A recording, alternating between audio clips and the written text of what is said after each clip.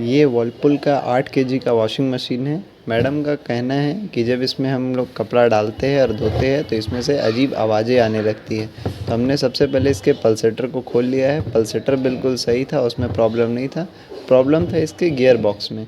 तो हमने इसके गियर बॉक्स को खोल लिया है और ओरिजिनल वर्लपुल का गियर बॉक्स ले आए हैं इसको। अब इसको अच्छे तरीके से फ़िटिंग कर देंगे जैसे कि पहले फ़िटिंग था। और इसको फ़िटिंग करने के बाद हमने इसको जब चलाया है तो ये बिल्कुल भी अच्छे तरीके से चल रहा था। और इस पे हमने लोड भी डाल के देखा, कोई भी आवाज़ नहीं आ रहा था। तो ये प्रॉब्लम सॉल्व हो गया है। Thank you.